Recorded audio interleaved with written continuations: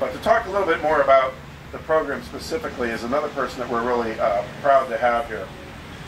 Dr. Rachel Hoffman, who has not only added, I think, a level of professionalism to this program, but also her expertise in trauma and some of the other things that her education, what she brings to this agency, is something that's very valuable to us. So with that, I'd like to introduce Dr. Rachel Hoffman.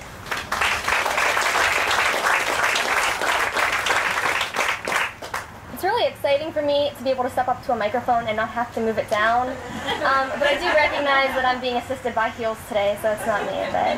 I wanted to start by explaining, some of you as you walked through today may have had some questions as to where our clients are. We are at capacity right now. We do have 16 women in treatment. We did, however, take them off site today. As you can imagine, throughout this process of renovations, it's been not only difficult on our staff, but also difficult on the women who have called us home for 3 months. And so to celebrate this open house for them as well, we thought it would be nice to celebrate them. And so we were able to arrange for the opportunity for them to have a fun day out. We took them to the movies and to P.C.C.'s Pizza for dinner. So that's why the clients are not here. I didn't want you to think they were like locked in a room or something like that. They're enjoying themselves just as hopefully you're all enjoying yourselves today as well. I'd like to talk a little bit about our treatment program here, and I certainly want to leave some time, after all of this is over. If you have any specific questions about what we do, please feel free to see me or any of my staff, and we'd be happy to talk in more detail about that. But for right now, I just wanted to give you a general overview. One of the things that has been my mission since coming aboard with this program in November of 2008 was to really open up the ability for people to access this program. One of the things that I learned throughout my time as being a counselor and working in different facilities is barriers to access really make it difficult for referring agencies and for clients to receive treatment. So for me, my goal since November of 2008 and consistently going forward is easy access. I want our referral sources, when they call, to have somebody on the other end of that phone that's able to schedule an assessment, able to get your client into treatment as quickly as possible. Now, I do recognize, this particular facility has been on a waiting list for the past year, and so you have had to deal with some, delays and waitings, but we do want to, as quickly as possible, get those clients in, and that's our mission going forward as well. In addition to this facility, I hope you all know we offer a wide range of services for men. We have a men's residential facility, which is the same thing as this one. We have a facility for adolescents. We have outpatient programs, and so this is just one piece of the Meridian puzzle at this point. When we look at treatment for our clients with addiction here, specifically, I think one of the models we've really looked at incorporating is that model of dual diagnosis treatment. I spoke with some of you individually, and I talked about my vision for this program is really a program that looks at treating the woman holistically. And we look at issues that bring women into treatment. We know those are pretty diverse. For example, we have women who bring their children here. And so that woman's treatment is not only going to be focusing on herself, but by definition is going to have to focus on her ability to also be a mom and to balance things like going to a 12-step meeting with an infant or with a 2-year-old. So we look at addressing things like that. We also look at addressing comorbid mental health conditions. I think one of the things our agency has recognized and really consistently put forth is the idea that nothing can be treated in isolation. So if a client has an addictive disorder and depression, we can't just say, you know what, we're only going to focus on the addiction and we'll let somebody else figure out that depression stuff. Because we know the client isn't going to get well with that type of treatment. And so we are fortunate, as Larry mentioned, to have highly qualified staff who are capable of providing both the addiction-related treatment as well as the mental health-related treatment with the hope of getting the woman together and getting her life together and helping her move on. I think the other thing that's unique about this facility is that we can help clients who have a number of different barriers to treatment. A number of times our women come in and perhaps they don't have custody of their children. They may not have a place to live when they leave. They maybe don't have access to insurance or health care.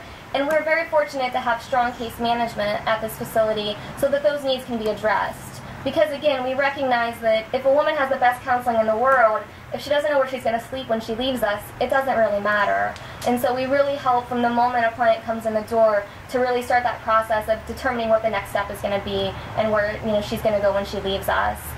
That being said, we have a wonderful opportunity for women who do have children. We have 2 housing sites, supportive housing sites for women and children. We also have housing for single women who don't have children. So we do have the opportunity within our own agency to refer clients to continue to stay with us. And I know, looking around the tent right now, we've referred to a number of your different programs as well, and you've all been very helpful in helping us, find homes for women if we aren't able to house them in our facility. The other thing that is unique about our program, I think, is the dedication of our staff. I feel so fortunate to have my line of counselors over here and social workers who are really dedicated and really go above and beyond what is expected. I want to just share a quick example of this. I was talking with a couple of our staff, and we were thinking about unique and creative things to do with the clients because, again, they're here for 3 months sometimes, and so they get bored with the same thing night after night, just as you would if you were somewhere for 3 months. And one of the ideas that we came up with was an idea of having them experience different cultures. And this past Saturday, Val and Nicole, 2 of our counselors here, came in on a Saturday night, which I don't know how many of you want to give up your Saturday night to spend it with 16 clients, but they were willing to do that. And they had a British-themed cultural party. And the neat thing about this event was that for that past week, all of our clients had done really well in treatment. None of them had had any what we call incident reports or any behavioral violations. And so in addition to this cultural celebration, our staff actually brought a cake in and celebrated the women and celebrated the progress. And for me, that's just an example of staff who go above and beyond. And this is truly not a 9-to-5 job. These are staff who care about the well-being of our clients and who want to see them succeed. And I guess that's the message that I hope you take away from this is our building looks wonderful, and I'm really pleased about that because now I think the building matches what's always been inside, and that's really caring, dedicated staff who really want to help women get well. Just to close out my piece, I'd like to share a success story. I was hoping Heather would be able to stick around. She came for the open house, but she actually had to leave, so she wasn't able to stay. But Heather came to us about this time last year, and she'd been to this facility in the past, but was unable to be successful. She actually ended up leaving after a few days, decided this wasn't the right place for her. I got a call from Neil Kennedy, and they asked if she could come back, and so we brought her back in. And from the minute she hit the door that second time, she was ready to go. And she came in, she was determined, she knew what she had to do, and she made it through her 90-day program. She ended up going into our supportive housing program. And from there, she's been able to regain custody of her daughter. She's been able to graduate successfully from Family Dependency Treatment Court. In fact, Children's Services is currently not involved with her cases at all, so she was able to have that case closed.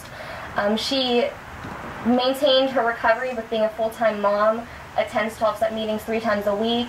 She completed her GED, and this fall she is starting ISU with the goal of becoming a nurse.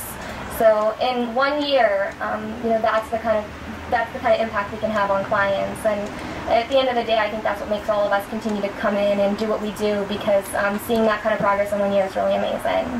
So I thank all of you for coming, and again, if you have any questions, I'd be more than happy after this to speak with you individually. Thanks.